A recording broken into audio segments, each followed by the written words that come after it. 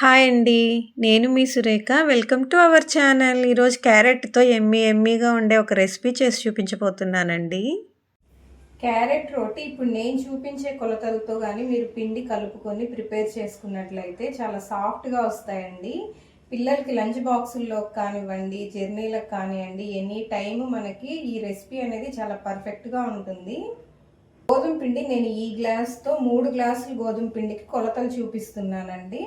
మీకు ఇంకా ఎక్స్ట్రా కావాలంటే దానిని బట్టి మీరు అడ్జస్ట్ చేసుకోవచ్చు. నేను ఈ గ్లాస్తో 3 గ్లాసులు గోధుమ పిండి, 1 గ్లాసు క్యారెట్ తురుము, హాఫ్ గ్లాస్ పెరుగండి. ఈ పెరుగు పులుపు ఉండకూడదు, ఫ్రెష్ పెరుగు ఉండాలి, అప్పుడే బాగుంటుంది. లేదంటే కొంచెం పులుపు వచ్చి బరకగా గ్రైండ్ చేసుకున్న ఉల్లిపాయ పేస్ట్ హాఫ్ గ్లాస్ అండి. 2 టేబుల్ స్పూన్స్ ఆయిల్ అండి, 2 స్పూన్స్ నువ్వులు, ఇవేం వేయించలేదండి, పచ్చి నువ్వులు. రుచికి సరిపడినంత సాల్ట్ అండి. మన టేస్ట్కి తగినట్లు పచ్చిమిర్చి ఇలా కచ్చా పచ్చాగా గ్రైండ్ చేసుకోవాలండి. దీంట్లోనే నేను కొంచెం చిన్న అల్లం ముక్క యాడ్ చేశాను. అది ఇంట్రెస్ట్ ఉంటే వేసుకోవచ్చు, లేదంటే స్కిప్ చేయొచ్చు. ఇప్పుడు వీటన్నింటినీ బాగా కలిసేలాగా వాటర్ ఏం వేయకుండా ఫస్ట్ మనం బాగా కలుపుకోవాలండి. ఆనియన్స్లో, క్యారెట్లో, పెరుగులో అంతా వాటర్ ఉంటుంది కదా, ఇదంతా పిండికి బాగా పట్టేలాగా కలుపుకొని కావాలంటే వాటర్ యాడ్ చేసుకోవచ్చు, లేదంటే డైరెక్ట్ మనం చపాతీ చేసేసుకోవచ్చు.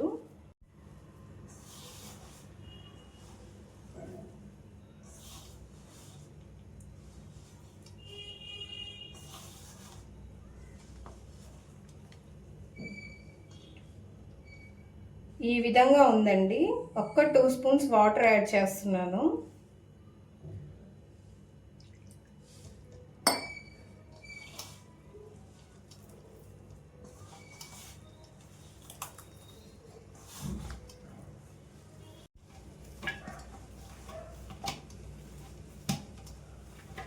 మనం పిండిని ఈ విధంగా తడుపుకోవాలండి.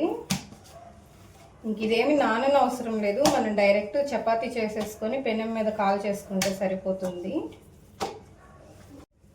ఈ సైజు పిండి ముద్దలు మనం బాల్స్గా చేసుకొని పొడి పిండి అద్దుకొని చపాతీ ప్రిపేర్ చేసుకోవడమేనండి.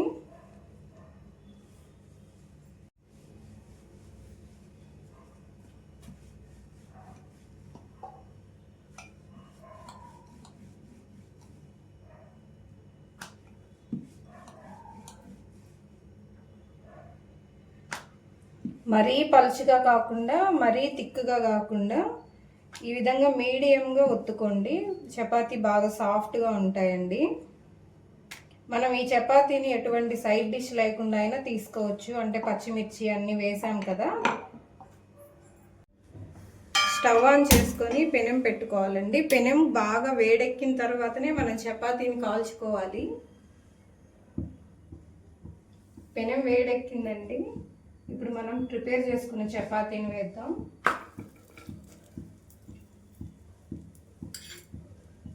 ఇట్లా 2 సైడ్స్ కూడా కొంచెం ఆయిల్ వేసుకొని దోరగా కాలనివ్వాలి.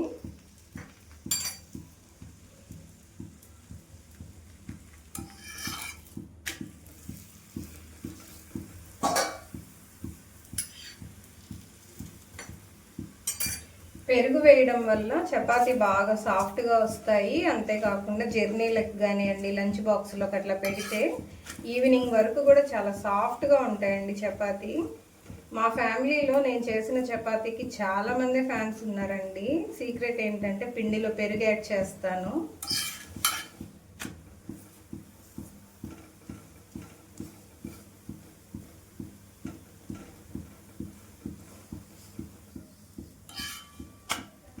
ఈ విధంగా 2 సైడ్స్ కూడా బాగా దోరగా కాలిన తర్వాత తీసేసుకొని మరొక చపాతీ వేసేసుకోవాలండి.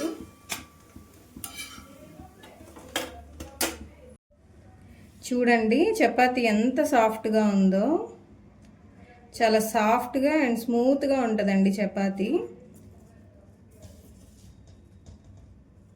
ఈ చపాతీని మనం ప్లెయిన్గా అయినా తినేయచ్చు, లేదా ఏదైనా పికిల్తో కానీ, పెరుగు రైతాతో కానీ దేంతో అయినా తీసుకోవచ్చండి. Thank you for watching.